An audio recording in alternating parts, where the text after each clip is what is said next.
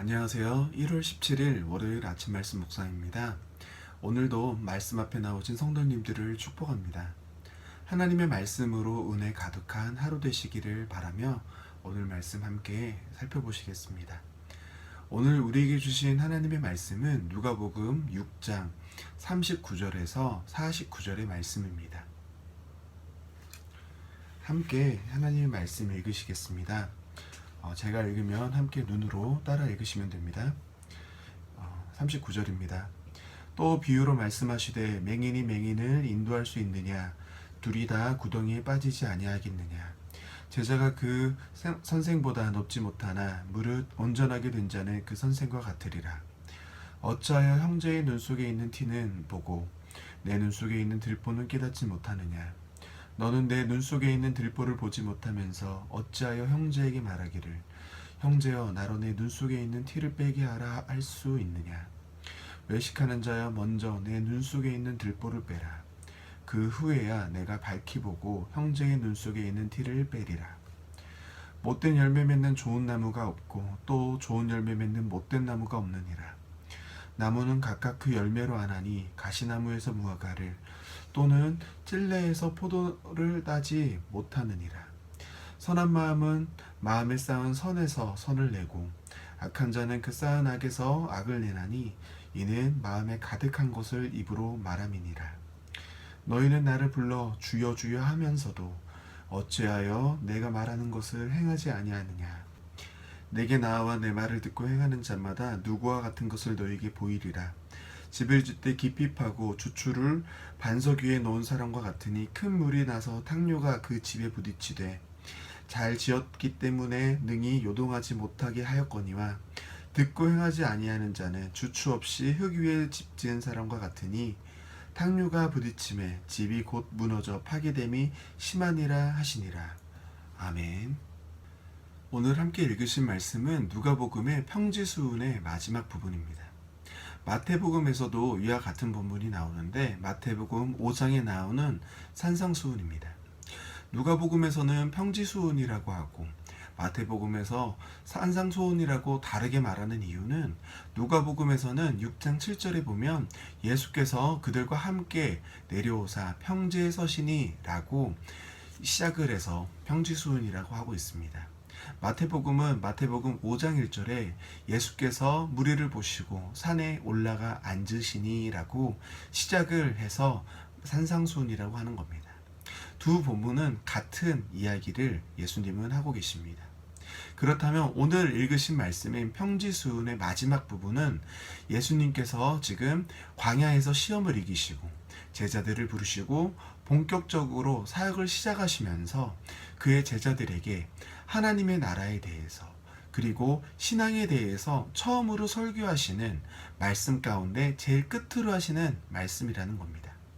예수님이 본격적으로 사역을 시작하시는데 제자들에게 처음 설교하셨다면 그 안에 얼마나 중요한 말씀을, 얼마나 시작에 중요한 말씀을 해주고 계셨을까요?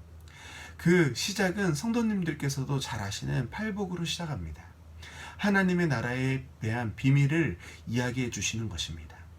그렇다면 중요한 말씀의 마지막을 오늘 말씀으로 마무리한다는 것은 앞으로 예수님을 통해 하나님이 가르쳐 주시는 하나님 나라의 비밀과 신앙의 원리에 대한 중요한 부분이 담겨 있다는 이야기입니다. 그렇다면 무엇을 통해 말씀해 주시는지 한번 살펴보겠습니다. 47절에 먼저 나무 구별법에 대해서 알려주고 계십니다. 나무는 좋은 나무여야지 좋은 열매를 맺을 수 있다는 겁니다. 사과나무는 사과 열매를 맺고 포도나무는 포도 열매를 맺습니다. 많이 맺고 적게 맺는 것이 중요한 게 아니라 먼저 그 나무가 되는 것이 중요하다는 이야기입니다. 내가 시장에서 사과 열매를 돈 주고 사서 그 나무에 그 사과 돈 주고 산 사과 열매를 달아 놨다고 해서 사과나무가 되는 것이 아닙니다. 그 사과나무여야지만 사과나무의 그 열매를 맺을 수 있는 것입니다. 그럼 우리는 어떻게 좋은 나무가 될 수 있을까요? 45절 말씀에 이렇게 말씀해 주십니다. 선한 사람은 마음에 쌓은 선으로 선을 내고 악한 자는 그 쌓은 악으로 악을 내나니 이는 마음에 가득한 것을 입으로 말함이니라. 우리 마음에 무엇이 가득한지가 우리가 어떤 나무이냐라는 겁니다. 우리 안에 가득한 게 넘쳐서 입으로 드러난다고 합니다. 우리가 어떤 나무인지 드러난다는 겁니다. 그렇다면 우리는 이 예수님의 말씀 따라 우리 안에 어떤 마음을 쌓아야 하겠습니까? 바로 예수님의 마음을 쌓아야 한다는 것입니다. 예수님은 우리에게 그 선한 마음을 우리에게 보여주셨습니다. 십자가의 죽으심으로 그의 사랑을 우리에게 증명해 주셨습니다. 우리에게 보이신 그 예수님의 마음이 우리 안에 쌓여 입으로까지 넘치게 해야 합니다. 우리의 입술을 보면 우리 안에 무엇이 담겨 있는지 알 수 있기 때문입니다. 우리 성도님들께서도 우리를 넘치도록 사랑하신 예수님의 마음이 우리의 마음에 가득 쌓여서 선한 말이 흘러넘치는 아름다운 입술이 되시기를 주님의 이름으로 축원합니다. 그리고 마지막으로 46절부터는 예수님의 말을 듣고 행하는 자에 대해서 말씀해 주고 계십니다.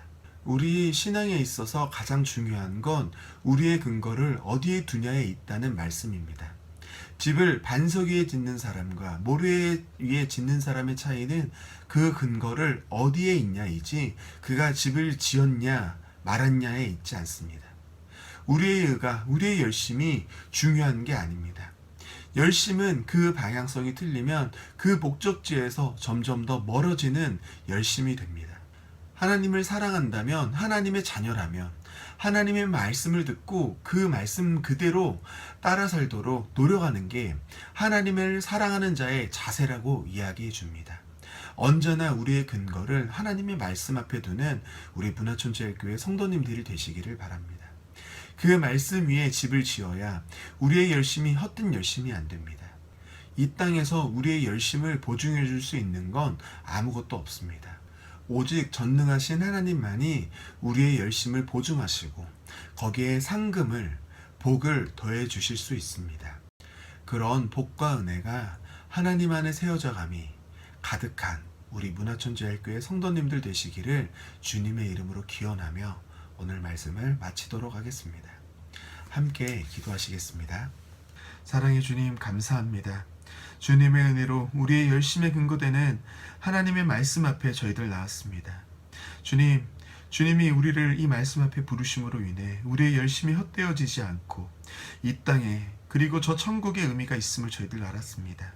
저희들 날마다 우리에게 하나님은 성경을 통해 뭐라고 말씀하시는지 알아가게 주님 도와주시고 듣는 것을 넘어서 우리의 삶 속에서 살아내는 행동으로 삶으로 드러내는 주님의 거룩한 자녀가 주님 되게 도와주시옵소서. 이렇게 이른 아침에도 하나님의 말씀을 그 마음에 채우는 우리 성도님들을 축복하시고 우리 성도님들 안에 가득 찬 하나님의 마음이 흘러넘쳐서 하나님을 알지 못해 감으로 가는 세상에 생수의 강이, 생명의 강이 흐르도록 주님 도와주시옵소서. 그 축복의 통로가 우리 성도님들이 되도록 도와주시옵소서. 주님, 오늘 하루도 우리 성도님들의 건강을 지켜주시고 출퇴근하는 모든 그 걸음 가운데에 주님 눈으로 인해 넘어지지 않도록 보호하여 주시옵소서. 점점 추워지는 날씨로 인해 고통하는 사람들에게 따뜻한 하나님의 손길과 이웃의 도움의 손길이 닿을 수 있도록 은혜 내려 주시옵소서. 우리 성도님들 가운데 건강의 문제로 아파하시는 분들에게 회복의 은혜를 더하여 주시고 그 아파하시는 성도님들의 가정 가운데에서도 하나님의 위로와 평안이 허락되어질 수 있도록 주님 은혜 더하여 주시옵소서. 오늘 하루의 시작과 끝 모든 순간 하나님의 동행하여 주심을 저희들 믿사오며 이 모든 기도 사랑과 은혜가 많으신 예수님 이름으로 기도 올려드립니다. 아멘.